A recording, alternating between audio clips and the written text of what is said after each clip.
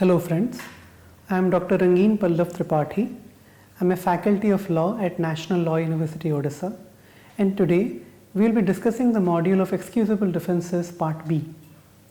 The objectives of this module are the following: to understand the excusable defences based on consent of the person being harmed or on the consent of his or her guardian, to understand the meaning of the term consent as used in the Indian Penal Code, to understand the excusable defense of doing a beneficial act without the consent of another person, to understand the excusable defense of communication made in good faith, to understand the excusable defense of acts done under compulsion, then to understand the excusable defense of trivial acts. This module shall deal with the following specific excusable defenses under the Indian Penal Code. First, act done with consent. Second, beneficial act done with consent.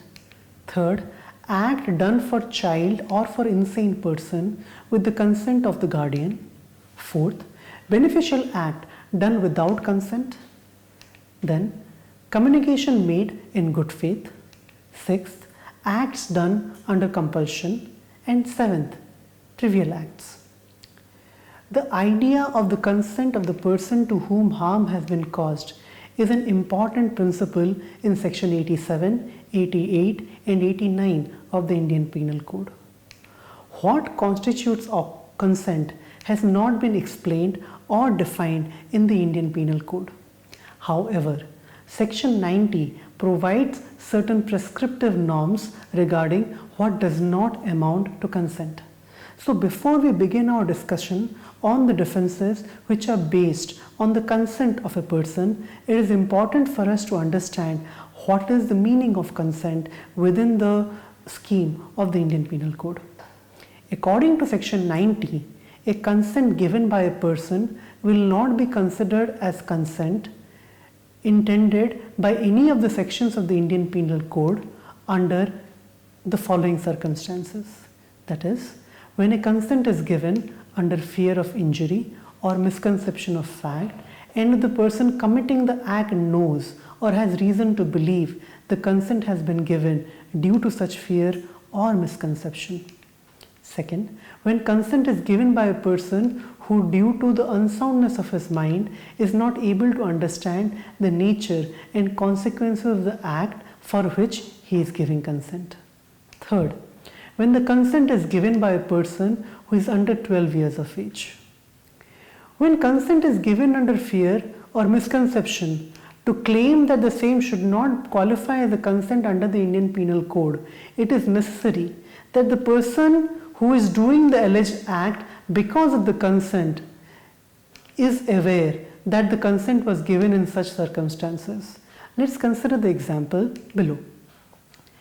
Y has given his consent to X for a dangerous stunt where X will break bricks placed on the chest of Y with a hammer. X has threatened Y that if he does not agree for this stunt, X's associates will beat him up. The consent given to X is invalid as Y gave his consent under fear of getting beaten up. Now if we change the facts a bit, let's consider another example. Y has given his consent to X for a dangerous stunt where X will break bricks placed on the chest of Y with a hammer. Z has threatened Y that if he does not agree for the stunt, Z's associates will beat him up. X is not aware that Y has agreed due to the threats of Z. Though Y gave his consent under fear, X was not aware of the same. The consent given to X will not be invalid under section 90 and it will count as a valid consent. Now let's deal with the individual exceptions, the individual defenses which are based on the idea of consent. First is act done with consent under section 87. Section 87 provides exemption from criminal liability under the following circumstances. First, X does something which causes harm to Y. The thing done by X is not intended to cause death or grievous hurt. Third, it is not known by X that the act is likely to cause death or grievous hurt. Fourth, Y has given consent to X for doing such work either impliedly or expressly and to suffer harm. Fifth, Y is above the age of 18 years. Section 87 incorporates the legal maxim which is known as volunti non fit injuria. Literally, it means to a willing person, injury is not done. Thus, any harm suffered by a person to which he has consented does not create criminal liability as long as there was no intention to cause death or grievous hurt or no knowledge that the act is likely to result in death or grievous hurt. Let's consider an example. X and Y agree to practice wrestling with each other. This agreement implies consent on the part of both X and Y to suffer any harm as a result of wrestling. If Y suffers any harm while wrestling, X will not be liable. Let's consider another example. Y wants to die. He requests X to kill him. Based on the consent of Y, X shoots Y with a gun. In this case, X is not protected under section 87 as consent is given for causing death is not covered under section 87. For section 87 to be applied, the act which is being committed must not be such which will cause the death of a person or cause grievous hurt to a person. Now let's deal with the next defense, which is based on the idea of consent. Beneficial act done with consent. In order for an act to be excused under section 88, the following ingredients need to be proved. First, X does something which harms Y. Second, the act was not done with the intention of causing death. Third, the act was done in good faith for the benefit of Y. Then, Y has given consent either expressly or impliedly to suffer the harm or take the risk of the harm. Section 88 expands the situational domain in comparison to section 87. As X will be protected even if the act was done by him with the intention to cause grievous hurt. Under section 87, consent by Y to suffer grievous hurt is not valid. However, under section 88, consent to suffer grievous hurt is valid. The additional condition to justify this expansion is the fact that the act being done is for the benefit of Y. Under section 87, a simple consent of Y will be sufficient. But for a matter to be considered under section 88, apart from the consent of Y, the act must be for the benefit of Y. It is for this reason that section 88 allows for consent to be given for more severe harm such as causing grievous hurt. It is for this reason that section 88 allows for consent to be given for suffering more severe harm such as being harmed with grievous hurt. Let's consider this example. Y has a brain tumor. He consents to a surgical operation which is to be performed by X. X is not responsible for any harm which may be caused to Y while performing the surgery. It needs to be noted that both under section 87 and 88, Y may suffer more harm than he had anticipated. However, as long as the other requirements of section 87 and 88 are satisfied, X will not be liable. Thus, under section 87, even if death or grievous hurt is caused, X will not be liable as long as he did not commit the act with the intention of causing death or grievous hurt or with the knowledge that death or grievous hurt may be caused. However, in such circumstances, X should not have been negligent or no foul play should have been involved. Under section 88, the only requirement is that the act must not have been committed with the intention of causing death. Thus, Even if X knew that death is likely to be caused but committed the act without the intention of causing death, he is protected as long as he has acted in good faith. Now, we'll deal with the excusable defense, which is an act done for a child or an insane person with the consent of a guardian. In order for an act to be excused under section 89 of the Indian Penal Code, the following must happen. X does something which causes harm to Y. X commits that act in good faith for the benefit of Y, who is either under 12 years of age or is a person of unsound mind.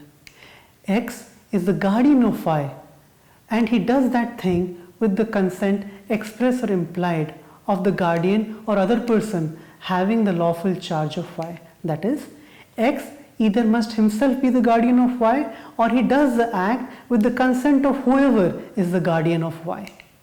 Fourthly, X has neither intentionally caused the death of Y nor attempted to cause the death of Y.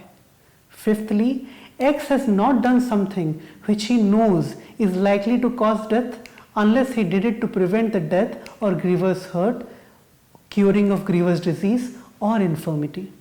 Sixth, X has not voluntarily caused grievous hurt or attempted to cause grievous hurt unless he did it to prevent the death or grievous hurt, curing of grievous disease or infirmity.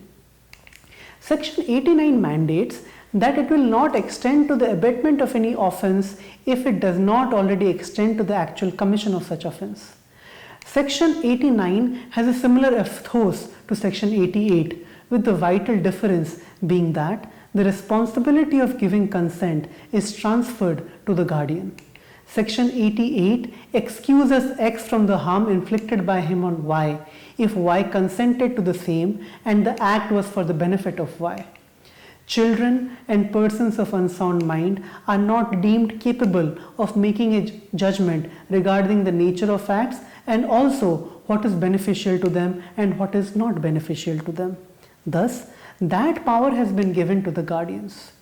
If a guardian can himself do the thing which may cause harm or can permit somebody else to cause harm in order to benefit the child or a person of unsound mind, then he will be protected. Let's consider this example. X intentionally kills his daughter Y when his village is raided by bandits so that she is not abducted by them. In this case, X is not entitled to the protection of Section 89 as he has intentionally caused the death of Y. Let's consider another example. Y has been suffering from a prolonged illness which has completely paralyzed him. Despite all the efforts of various doctors, his condition has not improved. Y's father, X, permits Z, a doctor, to administer an experimental drug on Y. X is aware that being a new drug, the side effects may cause the death of Y. Y dies after administration of the drug. This situation is covered under Section 89. Though X permitted the administration of drug, knowing the drug death is likely to be caused, he did it to cure Y from paralysis. Now, we move on to the next excusable defense, which is beneficial act done without consent. Situations may arise where something needs to be done for the benefit of a person without the opportunity to obtain his consent. In such scenarios, it would be unfair to hold a person liable who in good faith was trying to help. Section 92 deals with such scenarios where criminal liability is excused even when an act is done without the consent of the concerned person, if it is being done in good faith for his benefit. Section 92 has the following ingredients. X has done something which has caused harm to Y. X has committed the act in good faith for the benefit of Y. Y has not given his consent to X, and X has committed the act. In circumstances where it was not possible for Y to give his consent, or Y was incapable of giving his consent and Y's guardian could not be contacted in time for the beneficial act to be done. X has neither intentionally caused the death of Y nor attempted to cause the death of Y. X has not done something which he knows is likely to cause death unless he did it to prevent the death or grievous hurt or curing of any grievous disease or infirmity.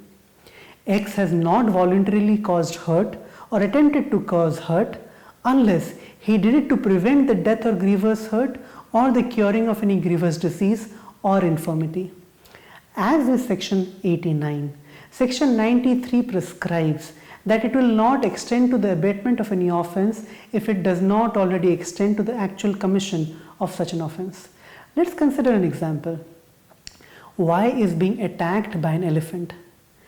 X fires at the elephant knowing that the bullet might also hit Y. Y is severely injured by the bullet. X is not liable for the injury caused to Y. Let's consider another example. X, a doctor, finds Y, a person of unsound mind, to be suffering from a heart attack in the street. X immediately rushes him to the hospital and performs the necessary surgery to save his life. X did not take the permission from Y or Y's guardians, but he will still not be responsible for any harm which may be caused to Y, as he did not have the time to contact the guardians. Because these earlier exceptions are based on the idea of the act being for the benefit of a person, it's also important for us to understand what is meant by benefit. The explanation to section 92 clarifies that mere pecuniary benefit is not benefit as contemplated under sections 88, 89 and 92. To qualify as benefit, it must be some tangible and personal benefit to the person who is being harmed. The benefit for which the act is being done should outweigh the harm or injury which is being inflicted. Now, let's move on to the next excusable defense. When any harm is caused in reaction to a communication made in good faith, the person making the communication is not responsible for the harm caused as long as the communication was made for the benefit of the person and in good faith. Good faith refers to a state of mind where the person is taking due care and attention. When a person does something without taking due care and attention, the act is not said to be in good faith, even if the intention could have been bona fide. Let's take an example. Y is admitted to the hospital after falling severely sick. He is diagnosed with AIDS, and X, his doctors, informs him that the chances of his survival are slim. Shocked by this revelation, Y suffers a cardiac arrest and dies. X is not responsible for the death of Y. X has made the communication in good faith, and revelation of the true condition of his health is to the benefit of Y, as he can then make plans for his will or may make other arrangement concerning his treatment or family. Now, let's move on to the excusable defense of acts done under compulsion. The foundation of criminal liability is based on a person doing something prohibited by law of his own accord. Thus, if a person commits an act because of threat, he is entitled to be considered in a different perspective. Section 94 excuses a man acting under threat in the following circumstances. X commits an offense. The offense is not murder or an offense against the state punishable with death. X commits the offense as he is compelled to do so by threats. The threats were of a nature which reasonably caused X to apprehend that instant death will be the consequence if he does not commit the offense. Then X has not of his own accord placed himself in a situation where he could be so threatened, and X has not, under threat of any other harm less than instant death, placed himself in a situation where he could be so threatened. The fear of instant death is recognized by section 94 as providing an exemption from criminal liability. Fear of any other bodily injury or even fear of death at some point of time in future is not an excuse under section 94. However, Even when facing one's own death, a person is not committed to kill another or commit an offense against the state which is punishable with death. Let's consider this example. X is apprehended by a gang of dacoits. They threaten to break his leg if he does not help them in robbing Y. X is not protected under section 94 as the threat under which he acted was not a threat of instant death. Let's consider another example. X is apprehended by a gang of dacoits. They threaten to shoot him immediately if he does not help them in robbing Y. X in this case is protected under section 94. Now let's discuss the excusable defense of trivial acts. Section 95 incorporates in the Indian Penal Code the maxim de minimis non curat lex, which means that the law does not take into account trifles. Holding a person liable under criminal law is a serious affair with far-reaching consequences on the person who is convicted. In life, there are many minor matters which should not consume the energy and resources of the criminal justice system. Section 95 provides the following. X does an act which causes harm to Y. The harm caused to Y is so slight that no person of ordinary prudence and temper will complain about it. Section 95 is intended to ignore such everyday occurrences which, though technically may come under the purview of criminal law, are so trivial that a claim in that regard should not legitimately be maintained. For example, X steps on the toes of Y while getting on a crowded train. In this situation, X cannot be held liable as the harm caused to Y is so trivial and negligible that it would be a waste of time for the criminal justice system to spend its resources on it. There are many matters, issues and disputes in society so minor that they should not be dragged into the criminal courts. If we have to summarize this module, the following points should be kept in mind. Consent given by a person is not as contemplated in IPC when consent is given under fear of injury and the person committing the act is aware. The consent given under misconception of fact and the person committing the act is aware. When consent is given by a person who is, due to the unsoundness of his mind, is not able to understand the nature and consequences of the act for which he is giving consent. And fourthly, when the consent is being given by a person who is under 12 years of age. Section 87 incorporates the legal maxim of volunti non fit injuria, which literally means to a willing person injury is not done. Thus, any harm suffered by a person to which he has consented does not create a criminal liability as long as there was no intention to cause death or grievous hurt or no knowledge that the act is likely to result in death or grievous hurt. Under section 88, any harm suffered by a person to which he has consented does not create a criminal liability as long as there was no intention to cause death and that the act was done for his benefit. Under section 89, any harm inflicted on Y by X or with the consent of X will not constitute an offense if Y is a minor or a person of unsound mind and the act was done in a good faith for the benefit of Y and if X is the guardian of Y. Under section 92, any harm inflicted on Y by X will not constitute an offense even if Y has not given his consent if act was done in good faith for the benefit of Y and it was not possible to obtain the consent of Y. Any harm inflicted due to communication made in good faith for the benefit of a person is not an offense. Commission of any offense other than murder or an offense against the state punishable by death is excusable if the person was compelled to do so under threat giving rise to apprehension of instant death. It is not an offense if the harm caused is so slight and so trivial that no man of ordinary temper or prudence will complain about it. That would be all. Thank you.